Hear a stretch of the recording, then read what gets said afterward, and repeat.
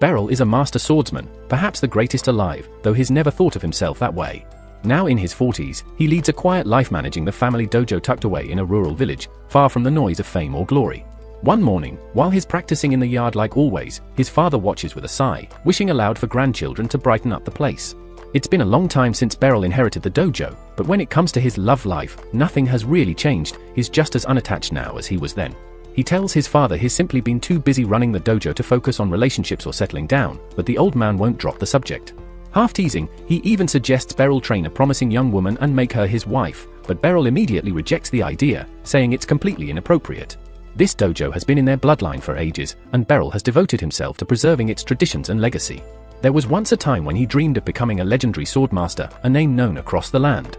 And though he's far beyond the skill of most, Beryl never saw himself as someone who deserved that kind of recognition. Still, he takes great pride in his role as a mentor. Many of his former students have gone on to make names for themselves, and that, more than anything, keeps him going. That evening, as the day winds down, Beryl joins his parents for dinner. His father, relentless as ever, brings up the subject of marriage again. He even tries to rope in his wife to back him up, but she takes a more gentle stance. She says there's no need to rush, though she does admit she'd love to see a grandchild someday. That comment nearly makes Beryl choke on his food. It's a nice idea in theory, but it's not like he's got anyone in his life, not even a hint of a romantic interest. Beautiful women don't just appear at your door out of nowhere. Except, right on cue, there's a knock. When Beryl opens the door, he finds a striking woman waiting outside. She bows politely and addresses him with respect. It takes him a moment, but he recognizes her, Ilusha Citrus, one of his most talented former students. He welcomes her in and pours tea as they catch up. He remembers how gifted she was back then, focused, sharp, and full of promise. What surprises him now is learning that she's become the commander of the Royal Knight Order. Naturally, he asks what brings her all the way out here. Ilusha explains that as commander, she's responsible for overseeing new recruit training. After considering her options, she decided to recommend Beryl for the role of sword instructor. And not just a casual suggestion, her endorsement was approved as an official imperial decree. That's why she came in person to deliver the news. Beryl never asked for such a position, and his first reaction is to decline. But before he can speak, his father jumps in with a warning. Refusing an order from the Empire might not just be rude, it could be dangerous. Ilusha quickly tries to ease the tension, assuring Beryl that no one's going to execute him over it. Still, declining would have its consequences, so accepting might be the wiser choice. She then mentions that a carriage is already waiting to take them to the capital, and she'll explain the specifics of his new role tomorrow. Beryl is taken aback by how sudden this all is, but his father doesn't seem bothered in the slightest. In fact, he waves Beryl off cheerfully, joking that he should enjoy his time in the capital, and maybe even find a nice girl while he's at it. To make things more awkward, he loudly suggests that Ilusha wouldn't be a bad option. Flustered, Beryl tells him to stop, especially since it's clearly making Ilusha uneasy. Not to mention the age gap between them. Still, Ilusha mutters under her breath that she wouldn't exactly be opposed. Regardless, Beryl isn't interested in seeing what might happen if he declines the offer, so he reluctantly agrees to go. On the carriage ride, he notices something familiar. Ilusha is carrying the same sword he once gave her. It's the standard blade he presents to every student who completes training at his dojo, a symbol of achievement. Somehow, she's kept it in perfect shape all these years. He finds it touching that she's held onto it, though he admits he never thought such a basic weapon was worthy of a knight commander. He suggests she could easily get a better one made, but Ilusha disagrees. She insists the sword is just right for her. Beryl figures she's saying that out of lingering respect, like she still puts too much value in things from her former teacher. But to him, he's just an ordinary swordsman. He doesn't see himself as someone qualified to hold a prestigious teaching role. That's when Ilusha grins and teases him, saying it's about time the country-born sword instructor made his appearance in the capital. Beryl gives her a confused look, wondering who she's even talking about. He's not a bumpkin, and he certainly doesn't think of himself as a swordmaster, but she disagrees. Whether he accepts it or not, his name has spread among sword-fighting circles.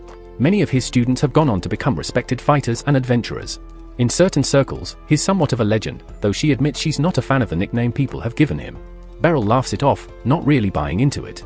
In his eyes, Ilusha's probably the only one who still believes he's anything special. Before long, they reach the royal capital. Ilusha drops him off at a quiet inn, telling him to rest up. She'll be back in the morning to collect him. And sure enough, she returns as promised and brings him to the castle, where he's formally introduced to the Knight Order. Standing before the assembled recruits, Ilusha proudly declares that Beryl's skill is so great that even she wouldn't stand a chance against him. The recruits should consider themselves lucky to train under someone like him. Not everyone seems impressed, though some of them exchange skeptical looks, and one recruit in particular doesn't bother hiding his dissatisfaction. It's obvious that not all of them believe he deserves the role. Later, as Beryl and Ilusha stroll through the castle halls, she congratulates him on officially becoming a special instructor. She explains that his schedule won't be too demanding, he'll only need to train the recruits a few times each month. That way, he can keep things running smoothly at the dojo without throwing his routine into chaos. Just then, a girl rushes over, practically glowing with enthusiasm. She calls out to him with a cheerful master, like she's been waiting forever to reunite, and in her case, she kind of has. Her name is Kiruni, and she was once a student of Beryl's, about 2 years ago. He remembers her ambition clearly, she dreamed of becoming a knight. Now here she is, wearing the trainee armor of the Knight Corps, one step closer to her goal. Though she's still far from full knighthood, she's thrilled to be back training under Beryl's guidance. Ilusha is just as excited, seeing a familiar face returning with such determination. Later that day, Beryl makes his way home, expecting a quiet night. But as he opens the door, he's greeted by a familiar presence, another one of his old students. It's Randreed, and this time he isn't alone. Randreed has brought along his wife and their newborn child to introduce them. Beryl is genuinely happy to see how well things have turned out for him, but before he can say much, his father cuts in with his usual bluntness. He jokes, though not entirely likely, that Beryl shouldn't come back until he's settled down with a wife and child too, just like Randreed. Turns out, Randreed didn't just start a family, he also reached the rare rank of Platinum Adventurer since leaving the dojo, an incredible achievement. But now that he's become a father, Randreed has decided it's time to hang up his gear and return to the village life. Beryl is surprised that someone would walk away from such a prestigious title, but at the same time, he understands, adventuring and family life don't always mix well. During their talk, Randreed casually mentions he plans to help out at the dojo. Beryl, a bit puzzled, asks what he means, and that's when his father drops the real news. He's already decided Randreed will take over as the dojo's new instructor, meaning there's no need for Beryl to stay. In other words, Beryl's just been ousted from his own home, even though technically, the property belongs to him. The following day, Beryl fills Ilusha in on the whole situation. He admits he's going to need a new place to live in the city. The inn he stayed at the previous night was way too upscale to be a long-term option, so he's hoping to find something more affordable. Ilusha immediately offers to help him search. Half teasing, she suggests he could stay at her place, but Beryl quickly declines, saying it wouldn't be proper. The disappointment on her face is clear, though she doesn't press the issue. Trying to keep things upbeat, she asks if he'd at least like to grab a meal together. Beryl agrees, and the two start making their way to a nearby restaurant. But before they get far, someone suddenly yells at Ilusha, accusing her of being inappropriate for walking around with a man and calling him master in public. The voice belongs to a young woman who clearly has some past with Ilusha, and not a good one. She's visibly offended that the Knight Commander would be seen casually walking with what she sees as a nobody. Beryl, wanting to avoid trouble, lowers his gaze and says nothing. But the girl won't leave it alone. She steps right up to him and pulls down his mask, demanding to see his face. The moment she gets a look at him, her entire expression changes. She calls him master, too. Beryl, caught off guard, doesn't recognize her at first. But she quickly reminds him her name is Serena, and years ago, he saved her and taught her the basics of swordsmanship. It takes him a moment, but then the memories begin to return. He recalls the day he discovered a gravely injured girl nearly 20 years ago. Taking her under his care, he nursed her back to health and introduced her to the fundamentals of swordsmanship. Time passed, and their paths diverged, with no contact in over 10 years. So when he learns that she has risen to the rank of a black-level adventurer, genuine surprise washes over him. Serena, the woman in question, apologizes for the long absence but wastes no time asking what business has brought him to the capital so suddenly. Ilusha quickly answers, explaining that Beryl has been assigned the role of a special instructor for the Knight's Order, and she's been helping him search for accommodation. Before she can say more, Serena jumps in, arguing that she'd be far better suited to the task. She spent years drifting between inns, after all, and claims she knows all the best spots. It doesn't take long before the two women are locked in a verbal tug-of-war, squabbling over who's more fit to assist Beryl in finding a place to live. Caught in the middle, Beryl is bewildered by the underlying friction between them. Nevertheless, their combined, albeit argumentative, efforts ultimately lead him to a suitable inn that meets his needs. After settling in, Beryl expresses his gratitude to them both. With a weary sigh, he pleads for peace between them, citing his fraying patience after a long day filled with shouting. Out of respect for him, they both fall silent. The three then walk back in quiet companionship. Later, Beryl stands by the window, watching the two women depart in silence. He's not especially fond of the city, the constant bustle isn't his preference, but seeing so many of his former students nearby gives him a sense of familiarity. Perhaps, despite his reservations, he might not feel so alien in this place after all. The next morning, training resumes as usual for the Night Order. On the practice grounds, Vice Commander Henblitz is putting on a display of dominance, besting each sparring partner with swift, exact strikes. It's evident that his skills far exceed the others. Once his match ends, Alicia steps forward with an announcement. There's been a change. Beryl will now oversee training sessions more frequently instead of only once a week. She declares that she, too, will be directly involved from this point onward and urges everyone to give their utmost. Beryl moves to address the group, offering a short introduction and expressing his anticipation in working with them. But before he can begin, Henblitz steps up with something to say. Henblitz informs him that anyone granted the title of Special Instructor must first prove their capability. As a matter of procedure, and without ill will, he formally challenges Beryl to a duel. It's a test of strength, meant to verify Beryl's qualification. As Vice Commander, he has every right to request it, and Alicia quickly gives her approval. Beryl suppresses a sigh, silently wishing Alicia would stop volunteering him for these challenges without warning.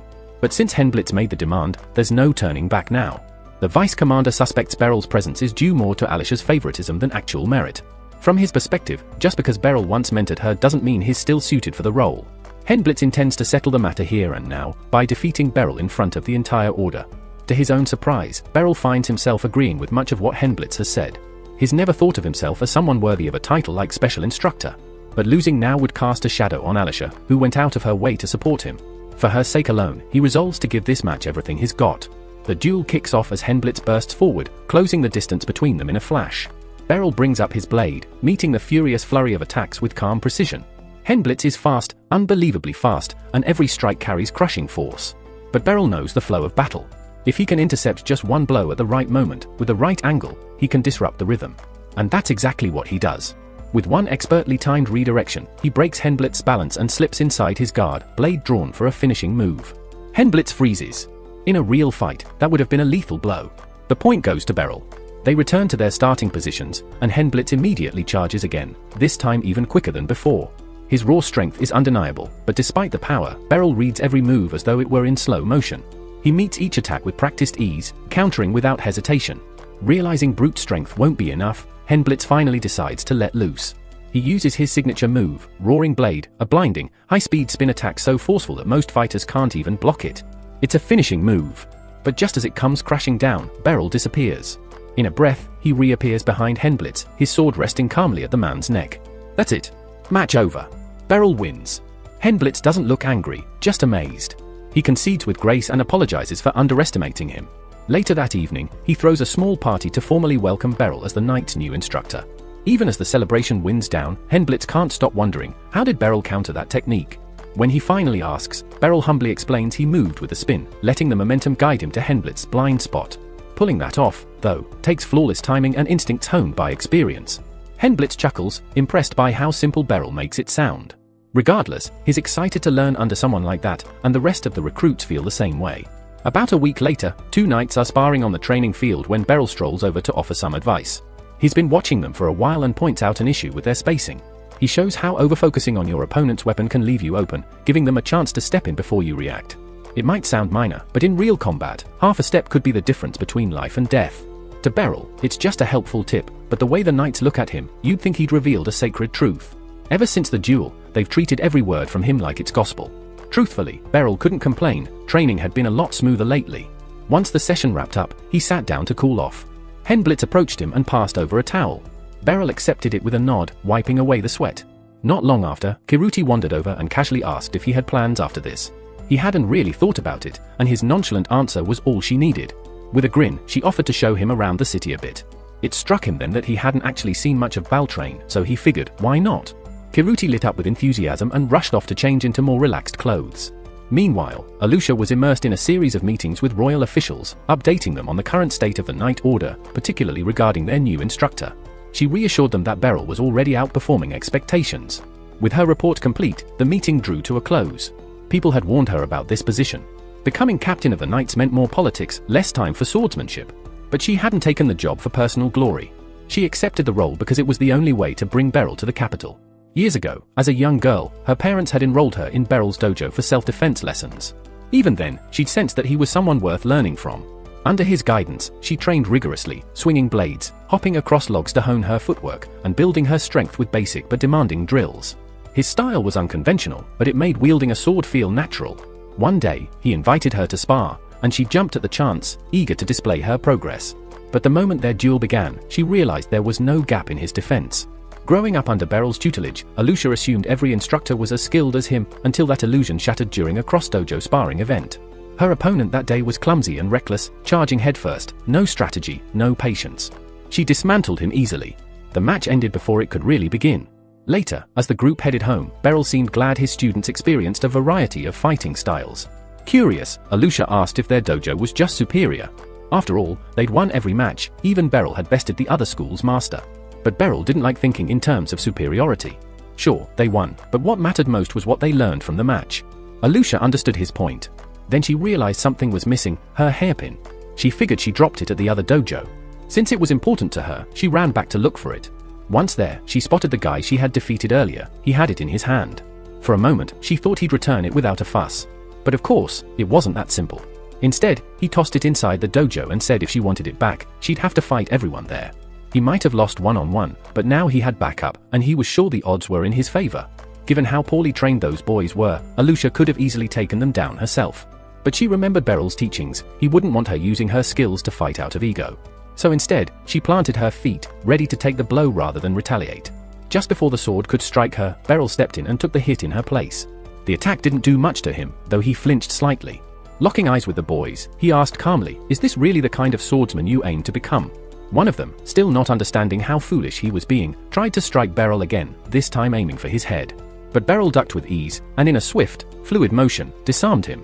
Before the rest could react, Beryl was already intercepting their attacks, deflecting each one with precision and restraint. Before the situation could escalate any further, the dojo master burst into the room. Having heard the uproar, he arrived as quickly as he could. The shame on his face said everything. Kneeling before Beryl, he offered a heartfelt apology, vowing that nothing like this would ever happen again under his watch. On the walk back, Beryl and Alusha walked side by side. He admitted that he had a bad feeling when she returned for her hairpin, so he followed just in case. Alusha felt guilty that Beryl took a hit for her, but he reassured her it was nothing serious. She hadn't done anything wrong, and he didn't want her blaming herself. If anything, he held himself responsible for letting her face a risky situation without someone there to guide her. Years passed, and now Alusha was sparring with Beryl again. His skill hadn't diminished in the slightest. But this time, she was able to keep up with him, and for the first time, she managed to land a solid strike. Beryl was sincerely impressed by her progress. He told her she was ready. It was time for her to graduate. With pride, he handed her the ceremonial sword that marked her completion of the dojo's training. By then, Alusha had realized Beryl was completely unaware of how extraordinary he truly was. She didn't want to leave, not because she wasn't ready, but because she felt there was still more to learn from him. Yet, she didn't want to argue or burden him with hesitation. So instead, she made a quiet vow. She would prove to the world that Beryl's teachings were unmatched. That's why she joined the Knight's Order and took the entrance trials. As she expected, no one there could rival the training she had received. Even the examiners found themselves pushed to their limits trying to keep up with her. If they struggled, then they wouldn't have stood a chance against Beryl. His speed, his instinct, his ability to read an opponent before they moved, it was on another level. To Alusha, there was no doubt, Beryl was the greatest swordsman alive. But the man himself had no idea. And knowing his nature, he would have been perfectly fine living quietly, without fame or recognition. Alusha, however, refused to let his legacy fade into obscurity. Gradually, she rose through the ranks of the Knight Order, gaining power and respect, driven by one purpose, ensuring the world saw Beryl's brilliance. A full 10 years had passed since she'd last trained under him, and during that time, he'd only grown more extraordinary. Deep down, she still feels a twinge of guilt for assigning him the role of special instructor without consulting him first, but honestly, it was the only way to pull him out of that quiet village and let others witness what she had always known. At the training arena, Alusha approaches Hemblitz to ask how Beryl's session went. Hemblitz beams and says it was incredible. Every trainee walked away with something meaningful. Alusha then scans the area, but Beryl is nowhere to be seen, so she asks if he's already left. Hemblitz casually mentions that Kiruni invited Beryl to take a stroll through town. The moment Alusha hears that, a sharp pang of envy hits her. Kiruni had basically asked him on a casual outing, and now Alusha wishes she'd had the same idea first. Elsewhere, Kiruni is guiding Beryl through the bustling city streets, eagerly pointing out hidden gems and local favorites. Beryl is quietly amazed. Compared to the calm rhythm of his home village, this place overflows with energy. Still, he's puzzled when they head toward the Western District. He assumed the notable landmarks, like the palace and Grand Cathedral, were up north. Kiruni acknowledges that he's right, but explains that after living here so long, those iconic places lose their appeal. You pass them every day, and they stop feeling unique. Beryl nods, though he admits he had been hoping to see them since it was something he'd been curious about. While they walk through the crowded market, Beryl suddenly hears someone call his name. He turns to see a young woman approaching, happily addressing him as his master. Clearly, she trained under him at some point, but for the life of him, he can't recall who she is. She seems to know Kiruni well too, but that doesn't jog his memory. Disappointed, the woman gestures toward the sword at her hip, offering a clue. She's one of his former students. Beryl thinks hard, then it hits him. Her name is Fee Sale. She had trained at the same dojo as Kiruni years ago. Back then, she looked so different, it's no wonder he didn't recognize her immediately. It's been 5 years since they last met, and time has clearly transformed her. Judging by her uniform, she's done well, now serving as a high-ranking officer in the capital's magic corps.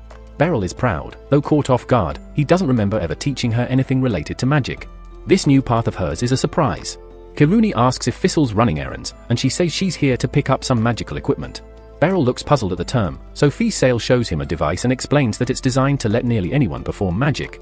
She, of course, doesn't need them, her magical skills are already top tier. Beryl is stunned to hear that. He always knew she had talent, but this level of mastery surprises him. Then again, as a member of the Magic Corps, it does make perfect sense. A sudden commotion breaks the street's calm. A woman shouts, her purse has been snatched. Beryl instinctively readies himself to intervene, but before he can make a move, Fisel steps forward with calm confidence. With practiced ease, she draws her sword, infuses it with a surge of magical energy, and releases a sharp arc of force. The energy catches the thief's legs, tripping him hard onto the pavement. Before he can recover, Kirini descends on him like a shadow and pins him down with professional precision. Beryl watches the scene unfold, quietly impressed. The efficiency of their teamwork stands out, but it's Fissel's magic-infused swordplay that truly catches his attention. It's unlike anything he's seen before. She later tells him that she channels her magic into the blade for enhanced close combat, and thanks him sincerely. His sword training helped her adapt her spells for melee efficiency. Beryl feels a warm pride knowing one of his former students turned that foundation into something remarkable. The following morning, Beryl rises early for a peaceful stroll, a habit he's picked up since staying near Ashton Hall. As he walks through the awakening city, someone unexpectedly calls out his name. He turns to find a small girl standing nearby, staring straight at him. Assuming she's lost, Beryl bends down and gently asks if she needs help finding her parents. To his surprise, she snaps at him for treating her like a child. She boldly claims she's the commander of the Magic Corps. Beryl assumes she's just playing pretend, maybe caught up in some fantasy. He chuckles softly, but the girl's glare sharpens. With a flick of her finger, she conjures an enormous fireball, holding it effortlessly in the air. Beryl's amusement fades. No ordinary child could pull off something like that. She introduces herself, Lucy. Despite her youthful appearance, she insists she's far older than Beryl and doesn't take kindly to being mistaken for a kid. Apparently, Fisel had spoken highly of him, almost like a legendary mentor, and that piqued Lucy's interest enough to seek him out. She's clearly impressed by what Fisel became under his tutelage and wants to size him up. Beryl brushes off the praise, crediting Fissel's growth to her own dedication and not his involvement. Still, out of courtesy, he continues walking with Lucy. Eventually, she steers him into an open plaza, a telltale sign for any experienced adventurer. She mentions that she trains daily but rarely finds worthy sparring partners. Now that she's finally met this so-called sword master, she wants a proper duel. Before Beryl can object, Lucy hurls a burst of flame in his direction. He's forced to leap back to avoid it. Clearly, she's not asking, this is happening. Beryl sighs, drawing his sword with reluctant readiness. Lucy wastes no time. She launches another massive fireball, forcing Beryl to dodge and sprint across the plaza, slipping between blasts and parrying with measured precision. Each explosive strike meets nothing but air or steel. Realizing her fire assaults aren't enough, Lucy changes her approach. 3 massive orbs of ice materialize above her and launch toward him with thundering force. Despite their massive forms, Beryl effortlessly cleaved through each one with a single, fluid swing of his blade. Watching his remarkable swordplay unfold in real time, Lucy's interest in their clash only deepened. Yet Beryl, eager to end things quickly, lunged at her, his intent not to injure, but to render her unconscious with a well-placed strike from his sword's hilt. Before he could close the distance, Lucy ignited in a sudden blaze, forcing Beryl to leap backward to avoid the searing heat. In that moment, Lucy genuinely feared she'd lose if she let him get too close. Beryl, on the other hand, silently wished he had some magic at his disposal, realizing how difficult it was to handle spells with nothing but steel. But Lucy wasn't about to relent. With a playful smirk, she conjured more fireballs, this time flinging them behind Beryl, steering his movement as he darted and weaved across the field. The sight of him scrambling amused her. It was clear this was Beryl's first real encounter with a magic user. He had no solid tactics prepared. Eventually, the barrage eased, giving him a moment to breathe. Just as he thought the pressure was over, a massive chunk of ice came crashing down from above, aimed directly at him. Beryl caught sight of it in time, meeting it with a sharp strike that sent it flying back toward Lucy. She quickly melted it with a fresh surge of fire, but the resulting burst created a thick mist that blanketed the area. Seizing the moment, Beryl surged forward through the fog to land a critical hit, but was knocked away by a sudden blast of lightning from Lucy. Neither had yet landed a decisive blow, and Lucy's frustration was beginning to show. She hadn't expected such a drawn-out battle. Realizing it was time to finish this, she paused, and Beryl, sensing an opening, started forward. But he froze mid-stride when Lucy summoned a swirling void of dark energy. Beryl didn't know exactly what it was, but instinct warned him not to approach. He stood still, keeping his guard up. After a tense silence, Lucy let out a breath and dispelled the ominous magic. Seeing Beryl remain calm despite such a threatening spell made her realize the fight was unnecessary. With a sheepish tone, she admitted she'd gone overboard and offered to end the duel. Beryl, now visibly relieved, accepted her apology. Facing someone like Lucy had been exhausting. His curiosity got the better of him, though, and he asked what the spell would have done had she unleashed it. With a casual shrug, Lucy explained that it might have torn his body apart. Still, she now understood why Sale held Beryl in such high regard. Most people would have collapsed in fear just from seeing it. It was rare for her to meet a swordsman who could remain so composed under pressure. Feeling genuinely sorry for dragging him into such a difficult encounter, she invited him to visit the Magic Institute sometime soon, promising to make it up to him personally. That afternoon, Beryl returned to his routine, once again guiding the students through their training sessions at the hall. During his break, Beryl happened to run into Sale in the hallway, who had come to deliver some healing potions from the Magic Institute. She offered one to Beryl, apologizing for Lucy's earlier behavior. Beryl hesitated, knowing how expensive healing potions could be, but Sale reassured him it was on the house. Beryl admitted that, up until now, he had almost convinced himself that Lucy was just a normal young girl. Sale laughed and explained that Lucy used magic to maintain her youthful appearance, and her true age was a mystery. Despite this, Beryl couldn't help but be amazed by how someone so small could wield such power. He confessed that he genuinely feared for his life during their duel and had no intention of facing another wizard anytime soon. Sale, however, assured him that Lucy was an exceptional case. Most wizards couldn't cast spells as quickly or continuously as she could. Sale was confident that Beryl could easily hold his own against the average wizard. At that moment, Alusha arrived and interrupted their conversation, informing Beryl that he had a special request waiting for him. Curious, Beryl followed her to another room, where they found Serena. She explained that the Adventurers Guild had specifically asked Beryl to oversee special training sessions for the newest adventurers, preparing them for their first dungeon exploration. The mention of rookie adventurers reminded Beryl of his own youthful aspirations. Once, he had dreamed of becoming an adventurer, eager to discover the treasures hidden in dungeons. But that dream had ended quickly when he was soundly defeated by monsters on his first day and ran back home with his pride shattered. He shared his concerns with Serena and Alusha, pointing out how dangerous adventuring was. But that was exactly why they wanted him to handle the training. They assured him that all the preparations had already been made, and the task would not interfere with his current duties as a special instructor. In other words, there was nothing stopping him from accepting. Ultimately, the decision was his, so Serena suggested he meet with the guildmaster to discuss the job. The Adventurers Guild was nearby, so she led Beryl there immediately. When they entered the guildmaster's office, Beryl was surprised to find Lucy sitting on the couch, waiting for him as if it was completely normal. Apparently, she had heard about the job offer, and since she was close with the guildmaster, she rushed over to meet him again.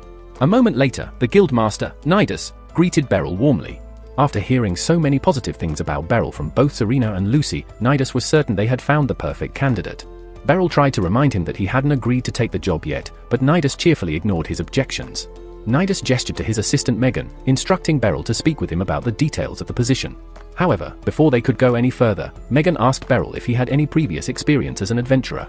Beryl's honest no to Megan's question left her uncertain about his qualifications to teach new adventurers.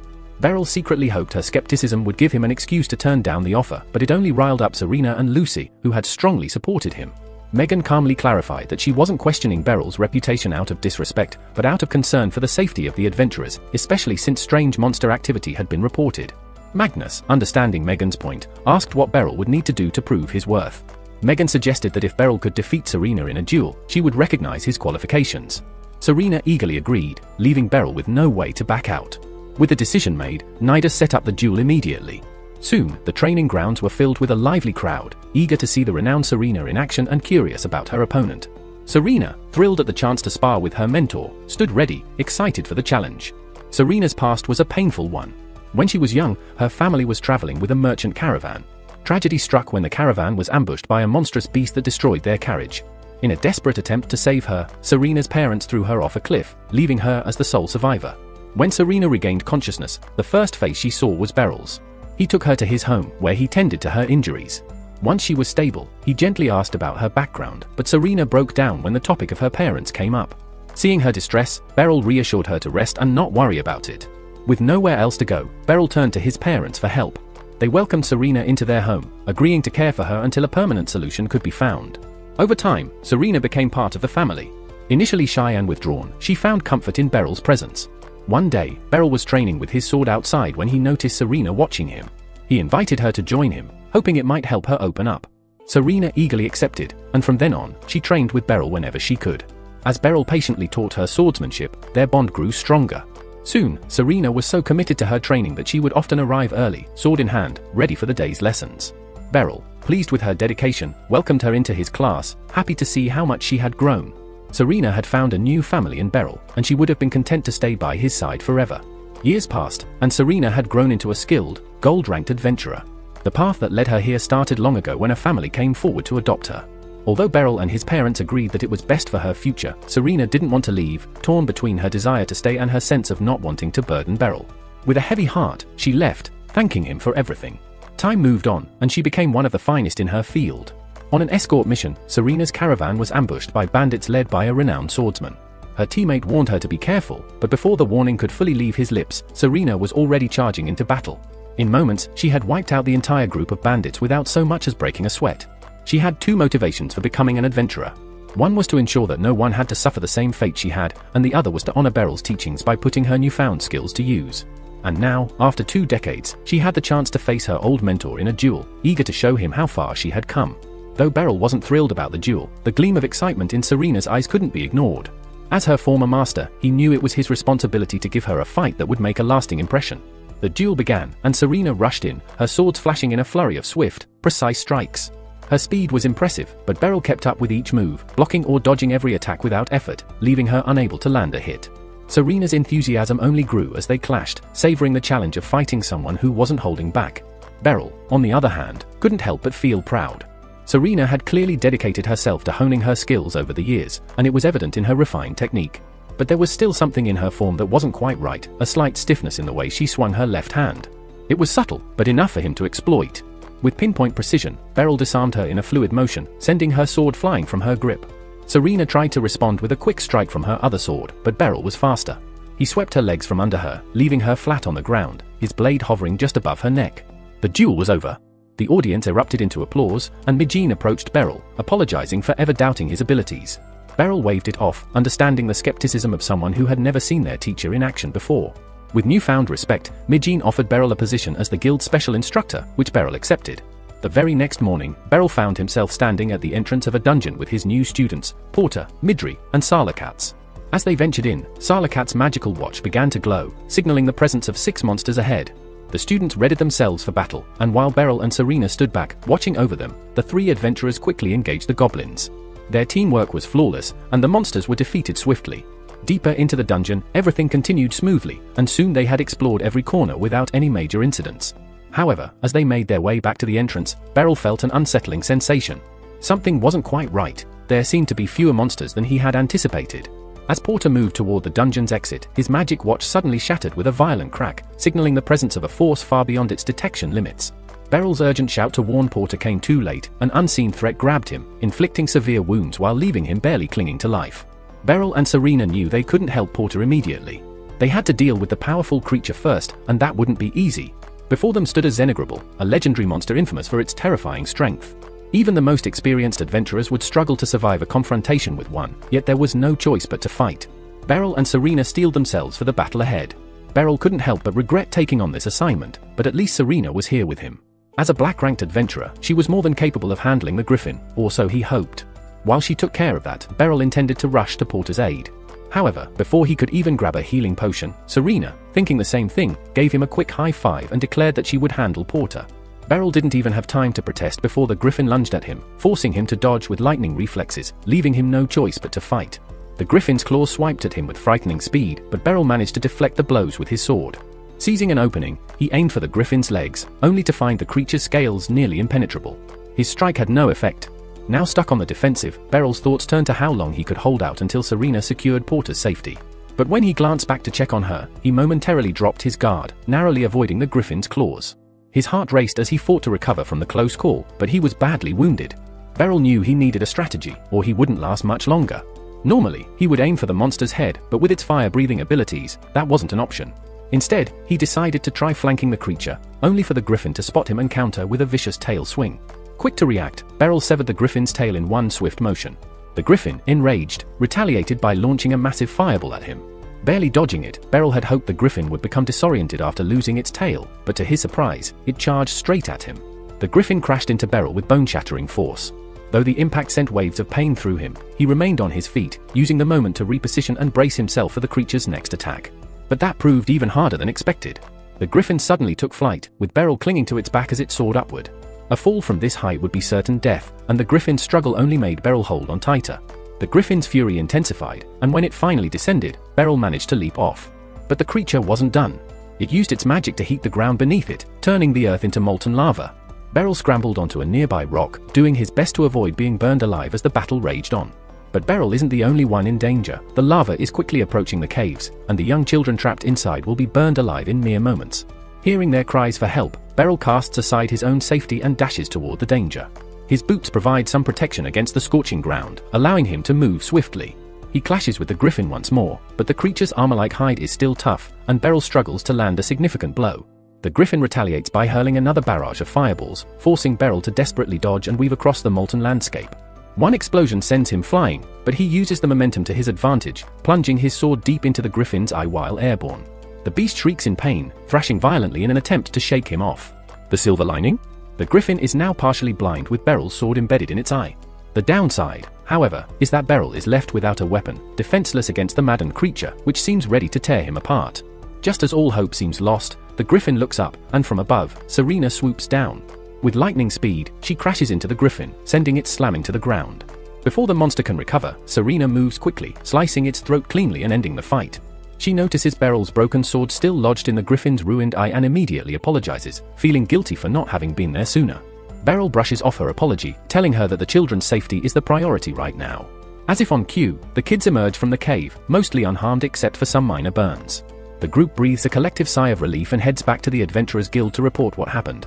The Guildmaster is stunned upon hearing that they defeated a named monster.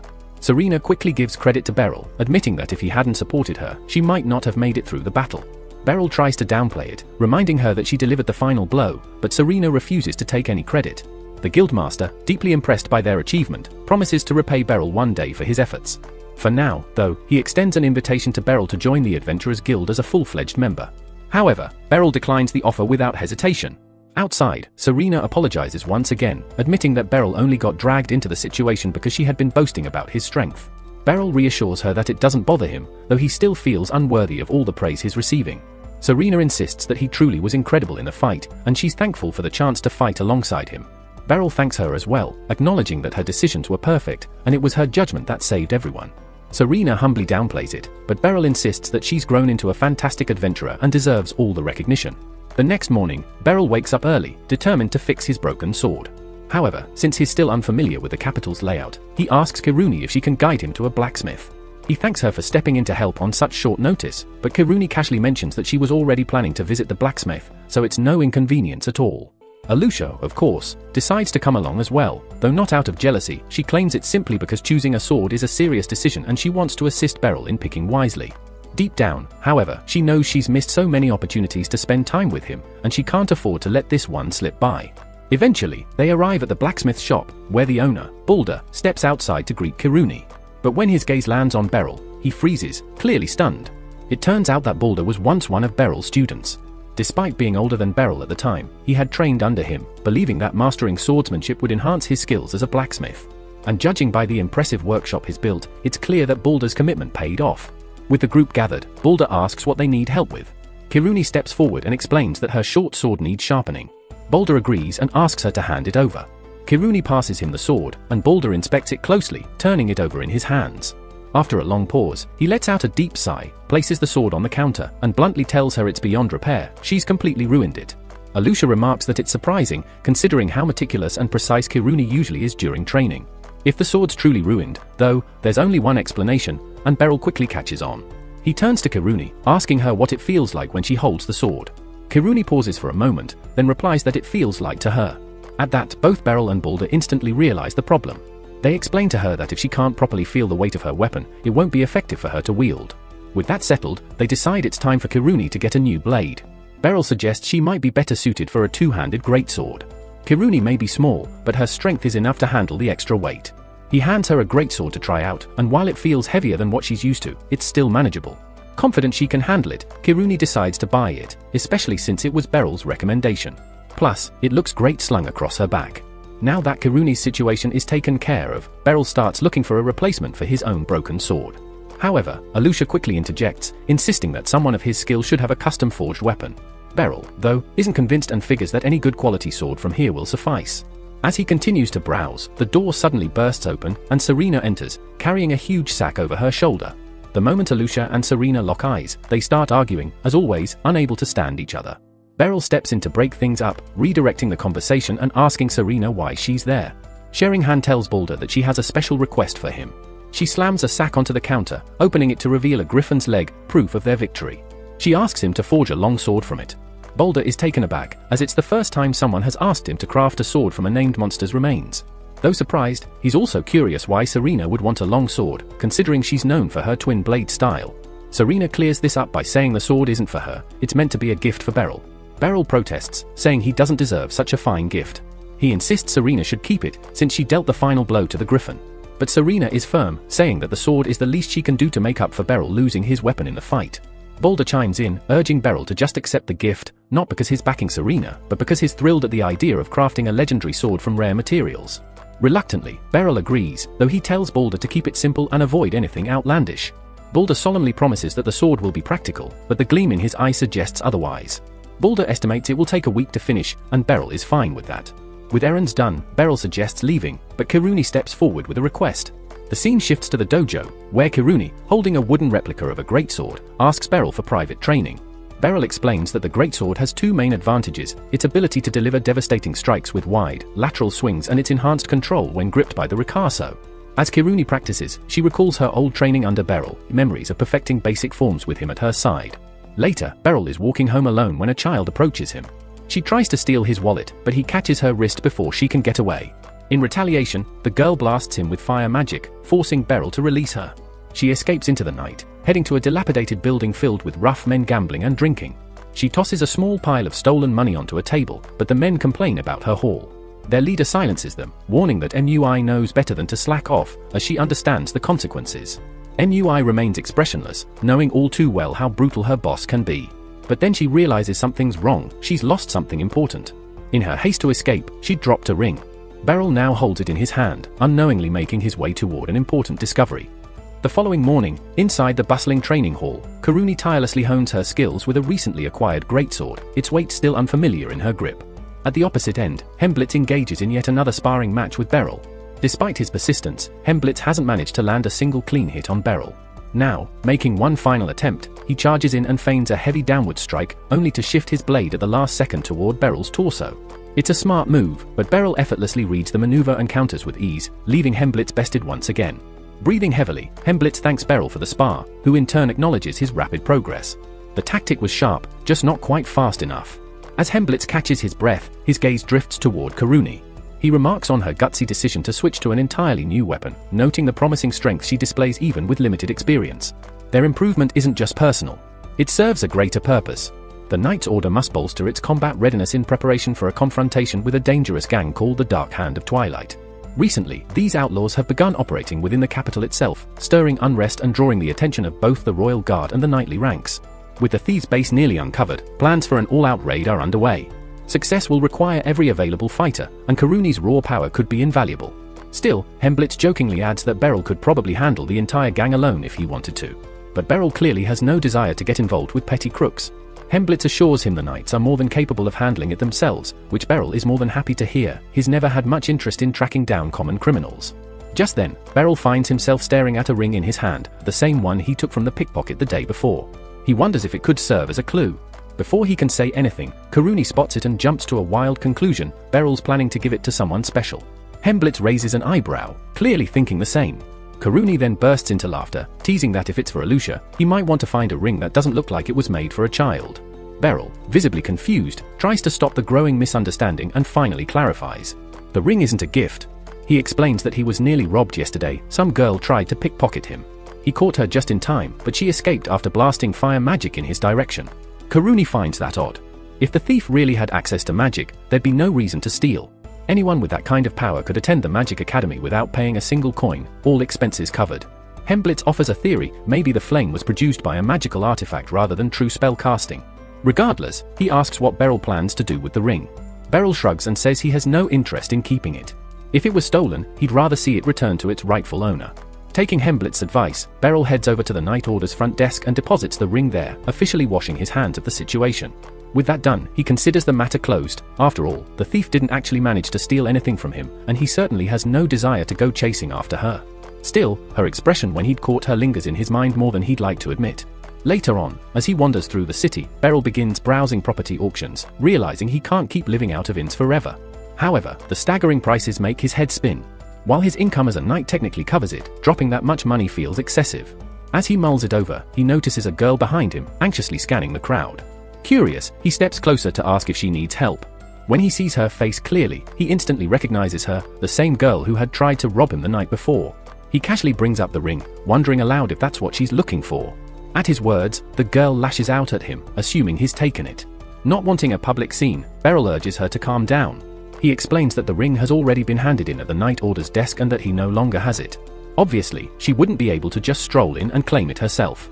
Then he asks her straight out if she had actually stolen it. After all, her desperate effort to get it back suggests it holds some deep significance. She replies firmly that she didn't steal it, and that's enough for Beryl.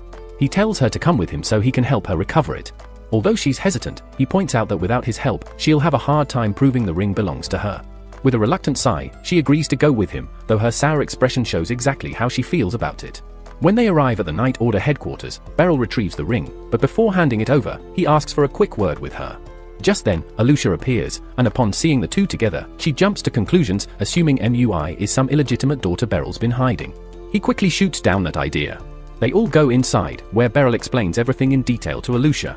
Once she understands the situation, she asks him what he wants to do about MUI. Ordinarily, Alusha would be expected to arrest someone for theft, but Beryl clearly doesn't want that. Instead, he asks MUI if she'd be willing to give up pickpocketing in exchange for her freedom. Rather than lie or dodge the question, she simply demands the ring back. Her bluntness makes it clear she has no intention of changing, but her refusal to lie about it strikes Beryl as oddly sincere, like a thief who's honest in her own way. Alusha recalls hearing rumors that MUI had used magic during an altercation with Beryl. Curious, she questions whether MUI wielded a magical artifact or if the ability was her own. MUI responds that she cast the spell herself. Hearing this, Alusha explains that if MUI truly possesses innate magical ability, the noble Kingbin would gladly assume responsibility for her care, meaning she wouldn't have to resort to theft anymore. MUI starts to slowly lower her guard and opens up, eventually admitting that she can't stop pickpocketing because she desperately needs 5 million DOC. She confesses that her boss made her a promise: if she gives him that specific amount, he'll use magic to bring her sister back from the dead. But time isn't on her side, and earning that kind of money legally just isn't realistic for her. So, she turned to stealing. Beryl immediately realizes that her so-called boss is manipulating her. Resurrection magic isn't real. Still, he knows telling her that right now won't change her mind. Alusha then excuses herself, saying there's something urgent she needs to check on. With just the two of them left, Beryl gently asks if she wants something to eat. MUI declines, but her hunger is clear. Thinking quickly, Beryl steps away and returns moments later with a loaf of bread. As soon as he offers it, MUI snatches it and devours it without hesitation. Watching her eat, Beryl feels a quiet sense of relief. He's been concerned about her ever since he saw the pain in her eyes the day before, so being able to help her now, no matter how small the gesture, brings him some comfort. Once she finishes, Beryl hands back the ring she came for. With her mission complete, MUI says she's going to leave. But just as she's about to exit, Lucy bursts in, having been tipped off by Alusha about MUI's magical potential. Introducing herself as the head of a prestigious group of mags, Lucy enthusiastically invites MUI to train at a magic academy, making it clear they always welcome new talents. MUI declines the offer, insisting that joining the academy won't help her reach her 5 million DOC goal. When Lucy presses her about the reason behind the hefty sum, MUI admits it's meant to pay a sorcerer who claimed he could bring her sister back to life. Upon hearing this, Lucy's tone shifts. She bluntly tells MUI she's being lied to, no such resurrection spell exists. But MUI clings to her belief, convinced she witnessed it herself. In her memory, she saw the so-called mage move her sister's body slightly, and in her overwhelming grief, it felt like a miracle. The man then demanded 5 million DOC to complete the ritual. Since that day, MUI has turned to theft, determined to pay the price. Though Lucy is deeply sympathetic, she doesn't waver. She firmly reiterates that the promise of resurrection is a cruel fabrication, and no amount of money will change that. MUI lashes out at Lucy, accusing her of deception. But Lucy calmly counters, explaining that she's a highly esteemed mage who has spent centuries mastering the arcane. If resurrection spells truly existed, she insists, she would have known about them long before any obscure conjurer. Her words begin to shake MUI's confidence, leading her to suspect she may have been tricked. Lucy then presses her to reveal the identity of the magic user who made such claims. MUI eyes Lucy warily, questioning her motives. Lucy responds with cool certainty. She intends to confront the mage face to face to verify whether the man can truly raise the dead or if he's feeding false hope. If, by some miracle, his claims prove true, she promises to cover the $5 million required to bring MUI's sister back. But if he's a fraud, then he's disrespected the dead, something Lucy cannot let go unpunished. After a moment's hesitation, MUI reveals the wizard's name, Twilight, also the name of the infamous ringleader of the Twilight Thieves. Lucy immediately demands that MUI leave the matter to her. Lucia offers to assist, but her status as a knight would cause too much attention, so she asks Beryl to join Lucy instead. Soon, they arrive at the entrance of Twilight's base, and Beryl is taken aback that the hideout of a notorious gang sits just off a busy thoroughfare. He silently wishes he'd brought a real sword, but Lucy tells him his skills are more than enough, even with just a wooden blade, to deal with petty criminals. Without hesitation, she blasts open the front door, alerting the entire den. One bandit reaches for her chest, but Lucy reacts instantly, sending him flying with a burst of magic, dismissing him as an annoyance. She then tells Beryl to deal with the rest as she heads straight for Twilight. The other thieves catch sight of MUI lurking near the entrance and recognize her as the one who betrayed them. One charges at her in rage, but Beryl quickly intercepts him, jabbing the man in the throat with his wooden weapon. It might not be lethal, but it hurts enough to make them reconsider. The blow leaves no question, Beryl's not holding back, and neither is Lucy. While Beryl battles the enemies upstairs, Lucy descends into the basement to confront Twilight. The moment she enters, he activates a magical trinket, launching shards of ice toward her. But Lucy, being a highly adept mage, isn't fazed. She dissolves the icy barrage with ease. Twilight quickly switches tactics, pulling out another magical device that lifts Lucy off the ground using telekinesis. She instantly realizes this must be the trick he used to manipulate MUI's sister's body. Twilight doesn't bother hiding the truth. He arrogantly admits to using telekinesis to animate the corpse, deceiving MUI into believing he could bring the dead back to life. He mocks her for falling for such an obvious lie. He conjures a fireball, intending to end the fight, but Lucy has had enough. She retaliates with a powerful gust of wind that sends Twilight crashing unconscious into the wall. Meanwhile, Beryl is wrapping up the fight upstairs, having taken down most of the goons. One of them, barely conscious, starts ranting about how MUI should have been grateful to Twilight for everything he'd done. That comment pushes Beryl over the edge, and with a swift strike to the throat, the thug is silenced. Soon after, Lucy emerges from the basement, dragging Twilight's limp form behind her. She gives him a harsh ultimatum, come clean to MUI, or be knocked out again. Backed into a corner, Twilight confesses the truth, the resurrection magic was all a sham. MUI, overwhelmed by grief, realizes her sister is truly gone and that she had been clinging to a false hope. With the fight concluded and the criminals subdued, Lucy informs the group she'll summon the Knight's Order to make the arrests official. Shortly thereafter, the gang of captured outlaws is loaded into a prison wagon. Alicia expresses her gratitude to Beryl and Lucy for their help. But the matter isn't fully resolved. The artifacts Twilight had used were far too advanced for someone of his status to possess. It suggests a larger conspiracy, someone more powerful is orchestrating events from the shadows. As the prisoners are carted away, a mysterious figure, cloaked and concealed, watches silently from a distance. The stranger lifts a hand toward the wagon, and moments later, Twilight's body glows ominously from within. He dies in agonizing pain, silenced permanently. Later, the hooded man reports to his superior, confirming Twilight's elimination via a magical implant. The Pope, hearing the news, is satisfied. He still intends to repurpose the corpses Twilight had stockpiled for his own version of a so-called miracle, and nothing will stand in his way. That concludes the episode. Stick around and subscribe for what comes next. The following day, after Beryl wrapped up his training with the Knights, Alicia approached him with urgent news.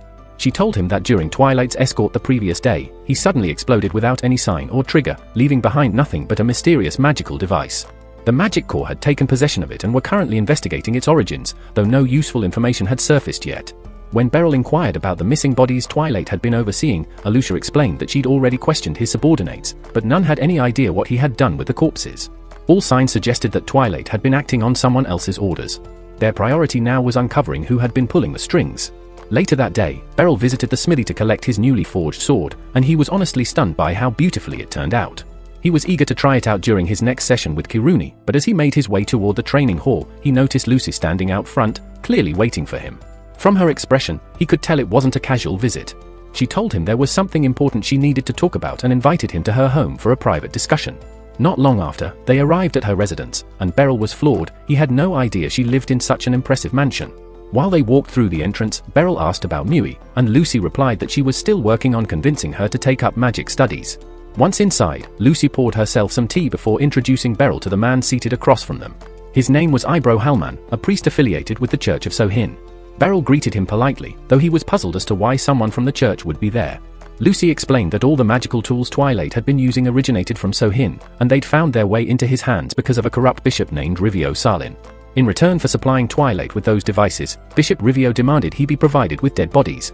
Suddenly, the reason behind Twilight's abrupt death by magical device made sense, but Beryl still couldn't understand why Rivio would want corpses in the first place. Eyebrow went on to explain that in the teachings of the Sohin Church, magic is considered a gift from the divine.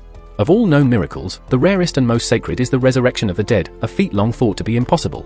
While Eyebrow himself doubted such a miracle could truly be achieved, it was likely Rivio was secretly attempting to make it happen, which explained his need for the bodies. Given everything Eyebrow knew, Beryl asked why he hadn't stepped in already, but it turned out the situation wasn't so simple.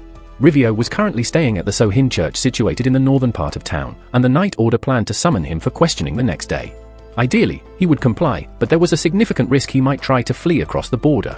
If that happened, and Rivio made it back to Sohin territory, the Knights would have no jurisdiction to pursue him. That's exactly why they're turning to Beryl. They need someone capable of stopping Rivos if he attempts to escape.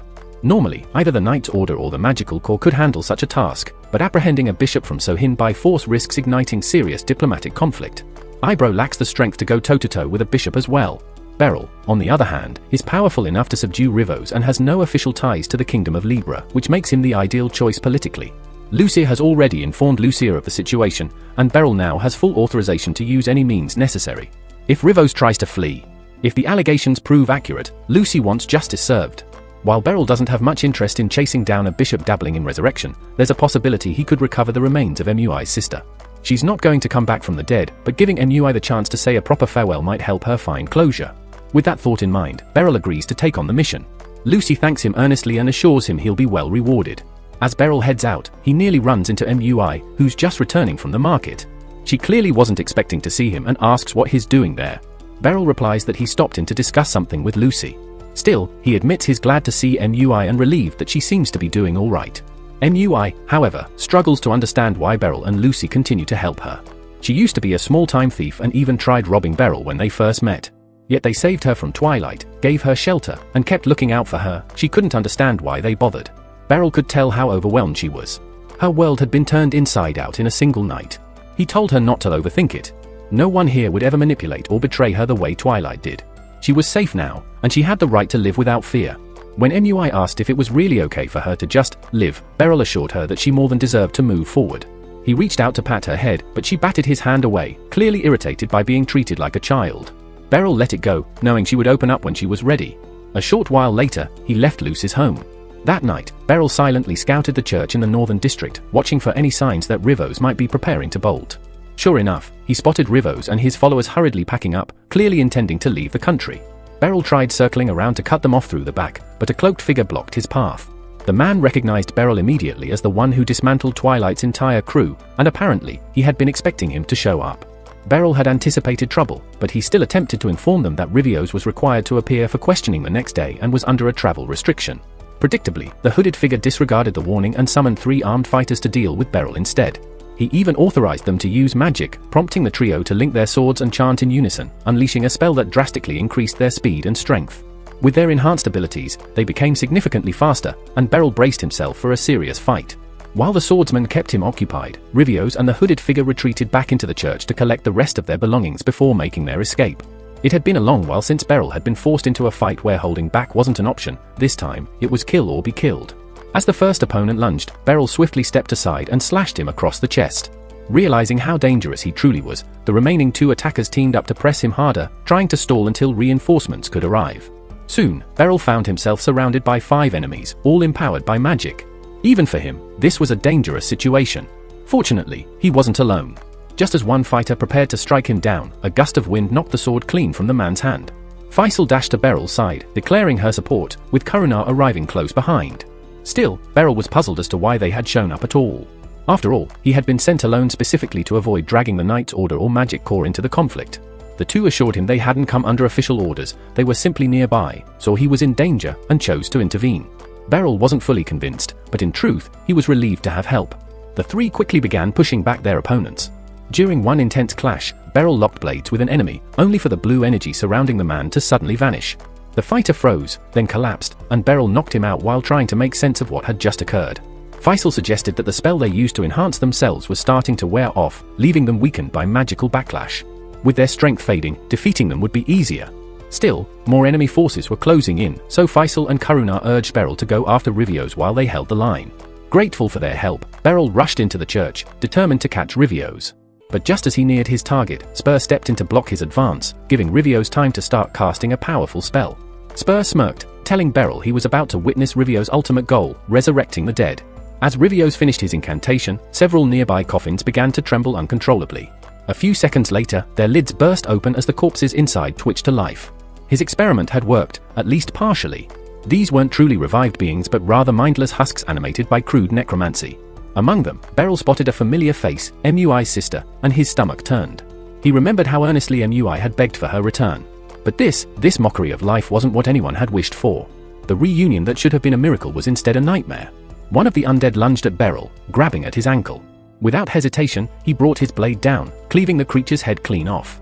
Blue flames erupted from the severed body, vanishing it completely. Beryl moved with grim resolve, cutting down the others one by one until only MUI's sister remained. He had hoped to preserve her body, perhaps to allow MUI to say goodbye properly. But now, there was no choice. Gently, he wrapped his arms around her one last time and whispered an apology before driving his sword through her neck. She dissolved in the same brilliant blue fire, leaving behind only a ring that clattered to the ground. Before he could mourn, Spur came charging in with renewed fury. Beryl parried the first strike, but Spur was faster and more skilled than expected. A sharp pain tore through his shoulder as Spur's blade pierced him. Even so, Beryl refused to back down. He gritted his teeth, adjusted his stance, and counterattacked. When Spur swung again, Beryl narrowly dodged and delivered a slash to his opponent's shoulder. Spur hesitated, surprised that an older warrior could still move with such precision and force, even after using magic to enhance his own strength. But Spur wasn't done. In a reckless move, he plunged a dagger into his own side, turning pain into raw power. He came at Beryl again with a brutal flurry of blows. Beryl blocked what he could, but shallow cuts and scrapes began to multiply across his arms and chest. This was easily one of the fiercest duels he had faced in years. Realizing he couldn't win through force alone, Beryl changed tactics. As Spur lunged again, Beryl didn't evade. Instead, he let the sword strike his arm deliberately, using the moment of contact to disrupt Spur's momentum. It cost him dearly, the wound was deep, but it gave him the perfect angle. He lashed out with a swift, powerful slash, tearing across Spur's torso. That blow should have been the end, yet somehow Spur refused to fall. Even as the surge of backlash from his own magic enhancement ravaged his body, he dragged himself forward, barely conscious, blood oozing from dozens of wounds. He looked less like a man and more like a walking corpse, but he simply wouldn't stop. Beryl called out, telling him it was over, that he'd already lost. But as long as Spur could breathe, surrender wasn't an option. Beryl stood frozen, both amazed and unsettled by Spur's refusal to give in. But no matter how strong his will, the damage was done. His body finally gave out, collapsing to the floor without another word. With the fight ended at last, Beryl stepped outside and was relieved to see that Kiruni and Fisail had successfully dealt with Rivio. He offered his thanks for their swift work, then turned to face Rivio himself. The man didn't seem shaken or remorseful in the slightest. When they told him Spur had fallen, he only scoffed and said that Spur had been more than willing to lay down his life. Capturing him, Rivio claimed, wouldn't matter anyway, not unless they could perform some miracle of blood to save the world. Beryl didn't understand what the man was talking about, brushing it off as meaningless fanaticism. The following morning, Beryl visited Lucy to bring her up to speed on everything that had occurred. He still couldn't shake the guilt about not recovering MUI's sister's body. Sensing his mood, Lucy smiled and told him to come with her. She had a surprise. She led him to a charming house in the middle of town and, with a grin, told him it was his. Beryl blinked in disbelief. He'd been looking for a place to live, and now one had just fallen into his lap. Lucy encouraged him to check it out, and when he opened the door, he was shocked to see MUI sweeping the hallway. Stunned, he asked what she was doing there. Lucy explained that after their conversation the night before, MUI had finally agreed to enroll in the Magic Academy. But since she needed a legal guardian to do so, she would now be staying with Beryl, who would take on that role from here on out. And that's where this episode ends. Be sure to stick around for what comes next. It's been 5 days since Barrow settled into his new home. While he's genuinely glad to have a place with a garden and running water, the adjustment is still ongoing. On top of that, he's now fully responsible for looking after a teenager on his own. As Mubi comes downstairs for breakfast, Barrow asks how she likes the meal he prepared. Her response is indifferent, she says it's fine as long as it's edible. Trying to shift gears, Barrow offers to handle the laundry from the day before. Mubi declines, insisting she'll take care of it herself. Normally, that wouldn't be a problem, except last time, she just dumped water on the clothes and called it a day. An awkward pause follows until Mubi breaks the silence, not to start a conversation, but simply to ask if she can use the bathroom. Barrow gently reminds her that this is her home too, she doesn't need to ask for permission for things like that. Mubi acknowledges this and says she won't ask again, but the way she says it makes Barrow think this might come up again. He's worked alongside teens her age before, but actually raising one is a whole different experience. If things are going to work out, he'll need to break through her wall of distance somehow. He remembers Kirumi and Fiesel really like the skewers sold at the market, so he buys one for Mubi to try. When he asks if she likes it, she says yes, but her face doesn't really show much emotion. Looking for more ways to bond, Barrow suggests they go see a play at the theatre. When he invites her, Mubi agrees to come along. They watch the performance together, and afterward, they actually talk about it, a small but meaningful step toward building a connection. The next morning marks Mubi's first day at school. Barrow walks with her to show his support, even though she insists it's unnecessary. He explains that, as her guardian, he needs to at least visit the school once, not that he's particularly interested in the Magic Institute itself. When they arrive at the entrance, the campus turns out to be even bigger than Barrow expected, and it's clear they might need help finding their way. Just then, a woman walks up and asks if they're the new transfer student and her guardian. Barrow confirms they are, and she introduces herself as Kinera, one of the institute's teachers. She kindly offers to give them a tour, and Barrow gratefully accepts. He already had no clue where to begin navigating the place. As they walk down the hallways, Kinera brings up a question. She wants to know who recommended Barrow and Mubi to the Magic Institute. Barrow tells her it was Lucy.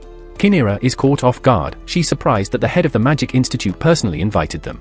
But with a referral from someone like Lucy, Mubi won't need to go through the aptitude test and can get admitted immediately. Kinera then asks if Mubi has decided on her magic focus yet, but both Barrow and Mubi seem unfamiliar with the idea. Kinera goes on to explain that magic is divided into different systems, and most practitioners have strengths and weaknesses within them. So, Mubi will eventually need to select a specific path to focus on. Mubi says the only thing she can currently do is make fire, so Kinera figures that offensive magic might be the best fit for her. Barrow still looks a bit confused, so Kinera adds that magic generally falls into 5 main branches. Those are offensive, defensive, healing, enhancement, and lifestyle magic. Since fire generation falls under offensive magic, that's why she suggested it for Mubi. With that choice out of the way, Kinera moves on to asking whether Mubi would like to stay in the student dorms. Apparently, neither Mubi nor Barrow even knew the dormitories existed. Kinera offers to give them a tour, and they agree. She leads them through the girls' dormitory, which turns out to be massive. It includes a cafeteria that serves 3 meals a day, spacious baths, and private, fully equipped rooms for each resident. Mubi seems to really like what she sees, and even Barrow is impressed by the setup. Still, he's concerned about whether Mubi will be able to connect with the other students. She keeps her distance and tends to brush him off when he talks to her, so he wonders if she might be better off staying at home a little longer. Then it occurs to him maybe she's only cold toward him because he's older. She might get along better with kids her own age. While heading back, they walk past a sausage stand advertising some sort of special, so Barrow asks Mubi if she's okay with stopping there to eat. She doesn't mind, but when they enter, the place is packed with sausage lovers and there's nowhere to sit. Just as Barrow thinks they should leave, he hears someone calling his name. Turning around, he spots Serena waving. She invites Barrow to join her at her table, and he accepts. He and Mubi sit down with her, and Barrow takes the opportunity to thank Serena again for the sword she gave him. It came in handy recently. Serena brushes it off like it was nothing, but she's curious about Mubi and asks who the girl with him is. Barrow admits it's a bit of a long story, but the short version is that Mubi's now living with him and he's her guardian. Serena almost chokes on her drink when she hears this, but quickly apologizes after regaining her composure. Just then, their food arrives. As they eat, Barrow asks Serena what she's been up to recently. She tells him that there's been a spike in monster activity around the capital lately, mostly because a delegation from Sfindi is expected soon. Barrow hadn't heard anything about this, but Serena explains that it's a yearly event where allied nations gather, and the guild has to wipe out local threats to ensure the delegation's safety. After the meal, when they head outside, Barrow tells Mubi she can go ahead without him since he needs to stop by the knight's order. Before she leaves, he mentions to Serena that Mubi just got into the Magic Institute and suggests she give the girl some encouragement. Serena is surprised to learn that Mu has magical potential, and she leans in, telling her to work hard because the students at the institute are no joke. Now that Barrow's looking after her, she better not fall behind. Mu shrugs and says she already knows how strong Barrow is, even if he's kind of an old man. That comment gets under Serena's skin, and she's about to blow a fuse before Barrow jumps in to calm her down. Serena says sorry for overreacting, but insists that Mubi needs to understand just how incredible Barrow really is. Mubi quietly says she already does. With that, Mubi says goodbye and heads home, and Barrow's a little taken aback. It seems like she actually got a bit more comfortable with Serena. Serena tells Barrow that Mubi's got promise. She's still rough around the edges, but she's honest and direct, which means she's got a bright road ahead. Barrow's happy to hear that, though he's still unsure if keeping her at home is best or if the dorms would give her a better foundation to grow. Later at the training grounds, Barrow brings up Mui to Alusha, wondering if living in the dorms might suit her better than staying with him. Alusha is flawed, mostly because no one told her Mui had been staying at Barrow's, but that's a topic for another time. Kiruni then joins them and says the dorms are ideal, no commute, regular meals, and a stable routine. Barrow is already familiar with the perks of dorm life, but he still worries that Mui might have a hard time adapting to being around other people. Hemblitz steps into the discussion, pointing out that the only real way for Mui to get comfortable with others is by spending time with them. Alusha also voices her opinion, strongly urging that Mui should move into the dorms, though her reason isn't exactly well thought out. In truth, Alusha just doesn't like the idea of Mui continuing to live at Barrow's place. Later that day, Barrow visits Lucy's office to hear her perspective on the matter. She agrees that the dorms are the most practical option, although she understands that Barrow has his reasons for being hesitant. While they're talking, Fee Sale arrives to deliver a report, and since she's there, Lucy casually asks her opinion on the dorm situation too. Fee Sale responds that the dorms are clearly the better choice because of how convenient they are, but she's also curious why the topic's coming up right now. Lucy reminds her about Mui, the girl who's going to be joining the Magic Institute soon, and Fee Sale remembers, especially since she might end up teaching Mui. Barrow is surprised and asks for clarification, so Lucy explains that with the shortage of instructors at the Institute, Fee Sale was selected to teach due to her exceptional skill. Fee Sale is quite satisfied with the recognition, and Barrow can't help but feel a sense of pride in her accomplishments. Still, his concern about Mui remains unresolved. Suddenly, Barrow gets up and leaves, needing time to think things through. He's been doing everything he can to give Mui a stable life as her guardian, and he was genuinely happy when she chose to stay with him. But after seeing how excited Mui was while exploring the dorms, he realizes what the right decision probably is. Not long after, Barrow returns home carrying groceries, and as he sets the bag down, Mui immediately asks for his help with something. She's been hearing odd sounds coming from inside the dresser and can't figure out what's causing them. Barrow goes over to check it out, crouching down to listen closely, and sure enough, there's a faint noise coming from inside. He moves the dresser aside and discovers a small hole in the wall. Moments later, a group of rats scurries out. Mui barely reacts, used to living around rats all her life. Barrow, however, snaps into action, determined to eliminate them. He manages to chase one out of the room, but the other two dash under the table, making it hard for him to land a hit with the broom. Thinking fast, Barrow takes off his shirt and tries to use it to trap them, but the rats are quick and keep slipping away. Eventually, Barrow snaps and overturns the entire table, crushing one of the rats beneath it, leaving just one left to handle. He follows the last rat into the bathroom, where it darts around the bathtub, forcing Barrow to try catching it with his bare hands. He would have no trouble grabbing it if it were a person, but the erratic movements of a rat throw him off, causing him to swipe blindly. The rat keeps slipping past him, even scurrying over his arm to dodge his grasp. Just as it's about to make its escape, Mui suddenly intervenes by igniting a small flame to block its path. The rat is startled and leaps backward, hesitating just long enough for Barrow to catch it in midair.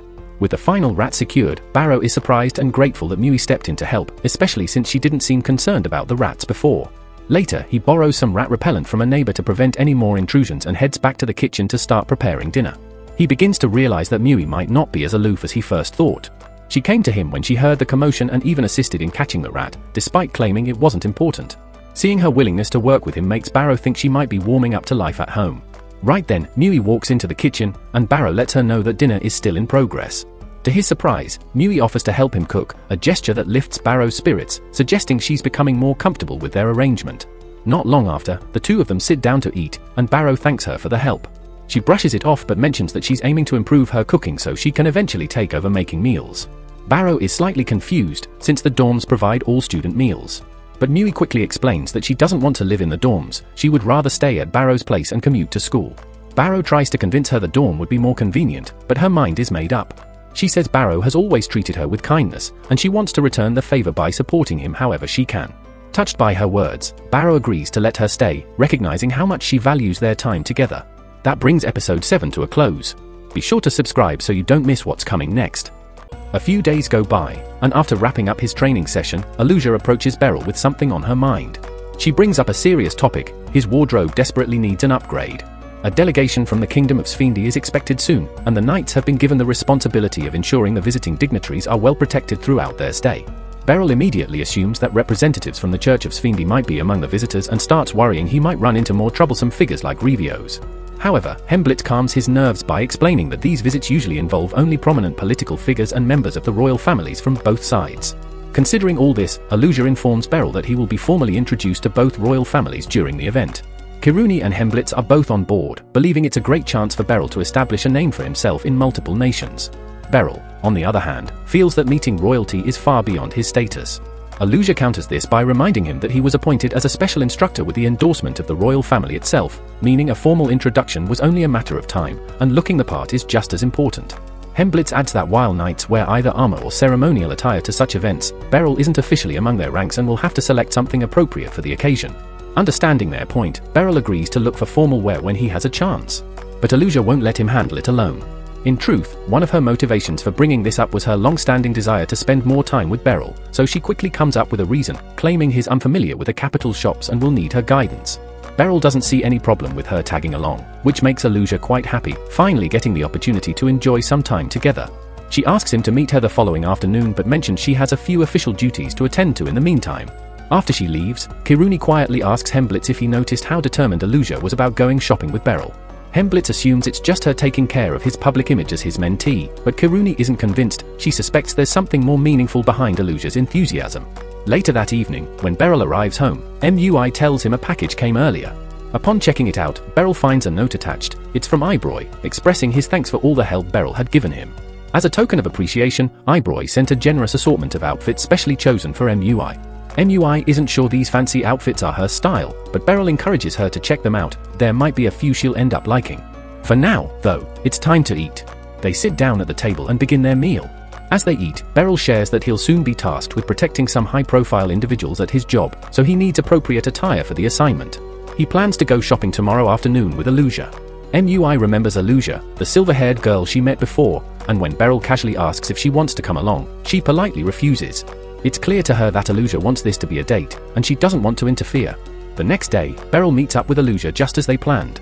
It's the first time he's seen Aluja dressed casually, and he's a bit surprised at how good she looks.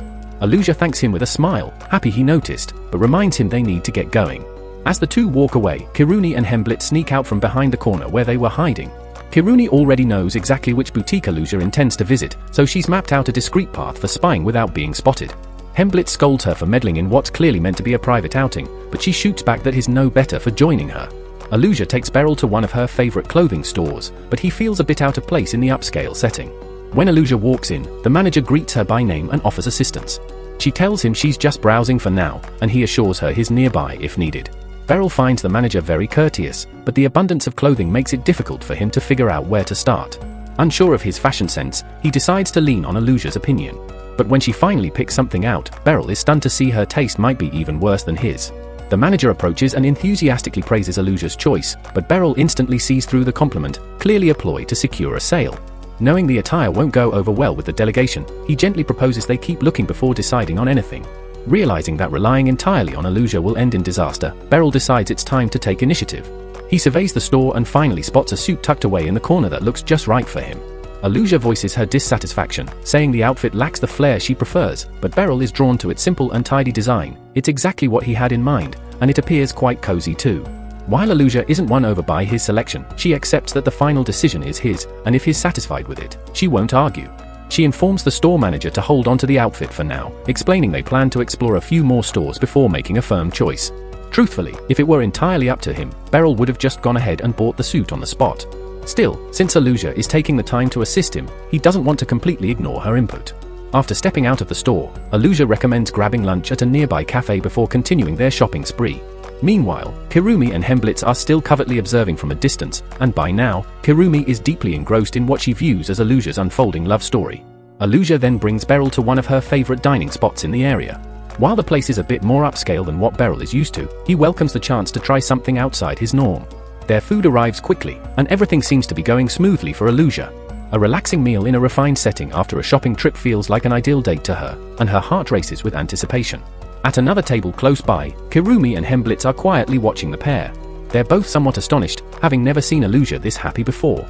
Kirumi suspects her joyful mood is thanks to Beryl's company, but Hemblitz raises a humorous point. If simply shopping and dining together qualifies as a date, then doesn't that technically mean he and Kirumi are also on one? Later, as the day winds down, Beryl and Aluja return from their outing. Beryl expresses some guilt, admitting that despite visiting many stores, he ultimately settled on the very first suit he saw. Aluja reassures him, saying it's perfectly fine as long as his content, and besides, she had a genuinely wonderful time. They part ways, and as Beryl walks off, Aluja lingers for a moment, quietly watching him disappear into the distance. Still hidden nearby, Hemblitz and Kirumi continue their surveillance, until Hemblitz, now full of curiosity, decides it's time to approach Aluja directly. He steps out from behind the corner, first apologizing for tailing her all day. Aluja, however, doesn't mind. She's confident she hasn't done anything to be ashamed of. With that out of the way, Hemblitz says he has something he'd like to ask. When Aluja agrees to hear him out, he takes the chance to ask her how she truly feels about Beryl. The next day, Kirumi meets up with Hemblitz at the training grounds and apologizes for abandoning him the previous day after he revealed himself.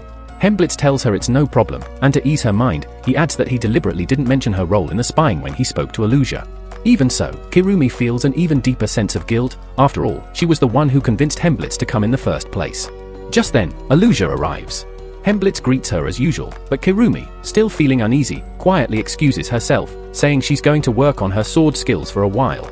Hemblitz finds himself lost in thought, recalling what happened the day before when he asked Aluja what she truly thought about Beryl. Her response was simple: she just wanted him to be happy. That answer has been lingering in Hemblitz's mind ever since, and he's been trying to figure out what she really meant. Before he can dwell on it any further, Aluja breaks the silence and offers a quick apology, informing him that she needs to take over the training hall for a while. Hemblitz asks why, and she calmly explains that she plans to challenge Beryl to a sparring match when he arrives. Hemblitz is taken aback by this, but Aluja explains that having Beryl go head-to-head with the Knight Commander will help solidify everyone's trust in him. Hemblitz sees her point. Even if Beryl loses, it would show the others that he's capable of standing against someone of her caliber, which in turn would affirm his role as their instructor. Still, Hemblitz voices his doubts, wondering aloud if that's really the only reason she's doing this. Aluja then confesses that if she wins the duel, she intends to share something personal with Beryl, but doesn't elaborate. After she leaves, Kirumi returns, eager to know what Hemblitz and Aluja were talking about. Hemblitz tells her everything: Aluja's intention to duel Beryl and her plan to reveal a personal wish if she wins. Kirumi's reaction is one of panic. It seems obvious to her now that Aluja intends to confess her feelings. Thinking back, it all makes sense, especially how cheerful Aluja seemed the day before. They both agree that Aluja is not only beautiful but also has an irresistible charm, so any man would be thrilled to receive a confession from her. Still, there's no way to know for sure how things will go. Not long after, Beryl arrives. The moment he steps inside, Aluja walks straight toward him. Beryl is clearly surprised. She's usually busy with other responsibilities at this hour, so he asks if she's here for extra training. Aluja confirms and calmly states that she wants to spar. That's definitely not what Beryl expected to hear. Aluja explains that she wants a bit of real combat practice before the delegation arrives, and the way she phrases it makes it hard for Beryl to refuse. He agrees without hesitation. They each take a training sword and move into position. Even though Aluja is the Knight Commander, and Beryl has no illusions about his odds, he doesn't mind. As far as he's concerned, it's just a sparring session meant to help her, and he's fine with being outmatched. Right before the duel begins, Aluja gives Beryl a heads up. She's earned the nickname Lightning for a reason, and he'd better stay sharp. As soon as the match kicks off, she lived up to her name with a lightning-fast strike. To everyone's surprise, Beryl blocks her first attack, an impressive feat, considering most challengers can't even register her movements. Still, tension grips him. He's never gone up against someone with Aluja's sheer speed. Without wasting a second, Aluja unleashes a flurry of rapid slashes, but Beryl meets each one with precise deflections, holding his ground. During their clash, he begins to understand just how intensely Aluja must have trained, especially given her role as a commander. Her technique is airtight, no gaps in her offense like others he's faced before. Realizing he can't stay on the defensive forever, Beryl finally shifts into attack mode, but Aluja meets him head-on, gradually pushing him back with ease. He knows he has to study every tiny motion she makes to have any chance of finding an opening. When she darts in again, Beryl finally catches a small flaw in her posture. Using this, he anticipates her next move and manages to deflect it successfully. But even then, her blistering speed keeps the pressure on, and her razor-sharp precision leaves him unable to land a single hit. It becomes painfully clear to Beryl, if he sticks to a fair fight, there's no way he'll beat her. But no rule says he has to play fair. As Aluja lunges once more, she picks up on what looks like an exposed spot on Beryl's side and shifts her stance to exploit it. However, just before she can strike, Beryl grabs her jacket and throws her to the ground in one quick motion. Technically, that seals the win for him, though Kirumi questions if that kind of victory really counts. Hemblitz points out that real combat doesn't follow rules, and honestly, Beryl's exactly the kind of guy who'd think outside the box like that against someone like Aluja. Accepting her loss with grace, Aluja tells Beryl he's won. Beryl comments that she fights with too much honor. Real enemies won't play nice, so it's important to be ready for anything. As the clock chimes, he casually announces he's off to grab lunch. Once he's gone, Hemblitz and Kirumi approach Aluja. Kirumi praises the match but can't help asking if Aluja was truly planning to confess her feelings to Beryl had she emerged victorious. Caught off guard, Aluja insists she only meant to invite him shopping again, nothing more. Kirumi now feels embarrassed for ever thinking Aluja had a crush on Beryl, so she quietly slips away. But just after Kirumi leaves, Hemblitz asks the very same thing, prompting Aluja to finally open up. She reveals that she genuinely wanted to tell Beryl how she feels. Aluja deeply cares about Beryl's happiness and dreams of being the one to bring it to him, but if it doesn't work out, she's ready to accept him being happy with someone else. Later that night, Beryl chats with MUI at home about his recent sparring match with Aluja, admitting he barely kept up. He describes how rewarding it felt to see his student push herself that far, but the way he talks about it makes MUI wonder if the match meant more to Aluja than just training. She tries to bring up Aluja's clear feelings, but Beryl quickly cuts her off. He already knows where the conversation is headed, but he'd rather not go there. Aluja is still his student, and on top of that, the age gap between them is far too wide. So whatever MUI is thinking, he believes it's best left unspoken. That wraps up this video. If you're enjoying the series, give it a like and stay tuned for the next part. And don't forget to subscribe for more Anon content. Thanks for watching, see you next time. The next day, MUI returns home later than usual following her orientation, finding that Beryl has already prepared dinner and is relaxing with a cold beer. She teases him about his fondness for beer, and Beryl admits there's nothing better to help him unwind after a long day than sipping from his favorite mug. When MUI points out the chip on the rim, Beryl simply shrugs it off, saying it still works fine for drinking. Then, his attention shifts to the bag MUI brought back with her, prompting him to ask what's inside. MUI opens it to reveal what she received, her new school uniform and a few beginner-level magic books. She notes that the books are on loan, so she'll have to return them eventually and keep them in good condition. Beryl can't help but feel a sense of pride knowing MUI will be officially joining the Magic Academy in just a few days. Seeing the uniform and books makes it feel real. But something clicks in his mind. He remembers seeing students with school bags when he visited the academy. He asks MUI whether the school provided one, but she says nothing was mentioned, so she assumes it wasn't part of the welcome package. MUI tries to downplay it, saying she can just use her old sack, but Beryl isn't having it. He insists that she should start school properly equipped and says she needs a real school bag. Even if MUI doesn't think it's a big deal, she appreciates how much Beryl cares. The next morning, Serena receives a call to meet with the guildmaster, who has a mission lined up for her. She goes over the report and learns from Megan that a high-ranking group of adventurers encountered a dangerous creature and have managed to trap it in a forest not far from the capital. The guild is hesitant to launch a full attack because they are unsure they can handle it. The guildmaster asks if Serena would be willing to join the effort. She says she doubts her involvement would make a major difference alone, given the threat scale. Just then, someone enters the room to let her know she has a visitor. Meanwhile, Beryl discovers a promising shop while walking through town and decides to check it out. However, once inside, he realizes he has no idea what kind of school bag would be right for MUI. A helpful shopkeeper approaches and offers assistance. When Beryl explains he's looking for a school bag, the shopkeeper quickly deduces that the child must be enrolling in the Magic Institute, especially since it's around the time new students start. Beryl nods in agreement, and the shopkeeper guides him to a selection of bags commonly purchased by students of the Magic Institute. It's exactly the kind of item Beryl had in mind, so he selects one and says he'll take it. But then the shopkeeper reveals the price, 95,000 dork. Beryl is so shocked he's briefly speechless. It's not that the shopkeeper is trying to scam him, the bag is made from imported Salura leather, which explains its premium quality. The shopkeeper even points out some more affordable choices in case the Salura bag is too expensive, but to be honest, the cheaper ones look downright terrible. Unable to make a decision, Beryl eventually walks out without buying anything. The quality bags are all ridiculously expensive, and while he technically has the money thanks to his current job under Meg's order, he knows that financial stability isn't guaranteed. He's committed to saving up for Mui's future, so spending that kind of money on a bag doesn't seem wise. Even so, he still wants something decent for Mui's schooling, so he figures he'll need to find a way to earn a bit more money. As he heads back home, he unexpectedly runs into Serena, who appears to be weighed down by something important. Concerned, Beryl asks if something's bothering her.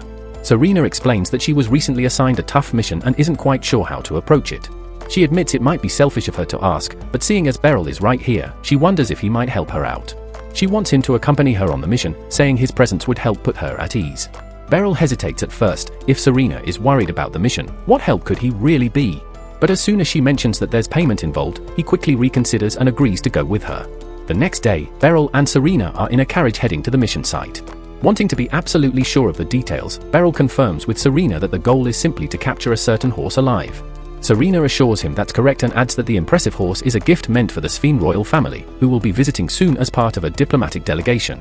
Curious, Beryl asks if someone from the Liberian royal family assigned the task, and Serena confirms it, making it clear why she couldn't turn down the job and needed someone she could trust to join her. Upon arriving at their destination, they meet up with the group of adventurers who had initially sighted the horse. Serena immediately asks for a status report. One of the adventurers tells her they've established a secure perimeter around the forest, and they're fairly certain the horse hasn't exited the area. However, none of the traps they've placed have been triggered so far, which means its exact whereabouts remain unknown. Serena takes in the update and tells the adventurers to stay focused on maintaining the perimeter while she and Beryl head into the forest to search for the horse themselves. With their supplies ready, the pair moves into the dense woods. As they walk, Serena shares more information about the horse with Beryl. Based on the descriptions they've received, the creature has pure white fur and a shimmering silver mane, traits that make it extremely rare and of high value. Though Beryl has experienced taking down dangerous beasts during his time protecting his farmland, this is his first mission where he must capture the target alive. It's not going to be easy, especially since the horse has already outmaneuvered a team of highly capable platinum-ranked adventurers.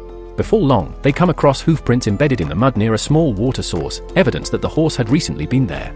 However, Beryl suspects that, due to its apparent intelligence, the horse wouldn't return to a place where its presence was so clearly marked.